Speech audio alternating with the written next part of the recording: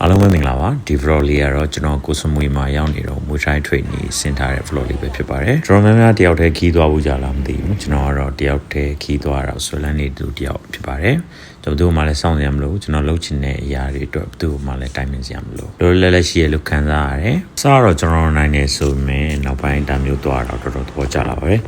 ဒါပေမဲ့တစ်ခုသတိထားမှာတော့သတိလက်လို့နေလို့မရဘူးခင်ဗျလူရင်းနေနဲ့တွေ့နိုင်လို့ခံမသိလူကုန်ကူခံရနိုင်ပါတယ်မိနစ်60 session တစ်ခုအတွက်ဘတ်1000ပေးရပြီးတော့အားလုံး online ကနေပြီးတော့ပဲပြုလုပ်လို့ရပါတယ်နောက်ကျတာမကြိုက်တဲ့ကျွန်တော်အတွက်ထုံးစံအတိုင်းကျွန်တော်ဆော်ရောက်နေပါတယ်ဒီမိနစ်60 training session မှာကျွန်တော်ထင်တားတာထည့်ပို့ရတယ်ခံစားရပြီးတော့ခွင့်ရရရင်နောက်တစ်ချိန်ပြန်လာ train မဲ့ training camp တစ်ခုလည်းဖြစ်ပါတယ်လာမမို့ထိုင်လို့ခေါ်ပါတယ်ကျွန်တော်ဒီကိုဘယ်လိုရောက်ရှိသွားတာလဲဆိုတော့ကျွန်တော်ရန်သဘောကျတဲ့ fighter တယောက်ရှိပါတယ် The General လို့လည်းခေါ်တယ် Jonathan Haggerty ဆိုတဲ့ British လူမျိုး fighter တယောက်ဖြစ်ပါတယ်သူဒီမှာကန့်ဝင်မှုတွေဆိုတော့ကျွန်တော်ဖတ်ဖူးတဲ့အတွက်ကျွန်တော်ဒီလာမမို့ထိုင်ကိုရောက်ရှိလာဖြစ်ပါတယ်တကယ်လည်းပေးရတဲ့ပတ်စံနဲ့တန်တယ်လို့ခံစားခဲ့ရပါတယ်ဘန်ကောက်က Superbone Training Ground မှာလည်း training ဆင်းမှုတွေဆိုပေမဲ့ကျွန်တော်ကတော့ဒီလမမို့ထိုင်ကိုပို့သဘောကျတယ်ပေါ့နော်ဘက်ကတော့ဘယ်နှချီပေးမှန်းအောင်မှတ်မိတော့ဘူးကျွန်တော်သိကျင်တဲ့ဟာတွေကိုလည်းသိချာသင်ပေးပါတယ်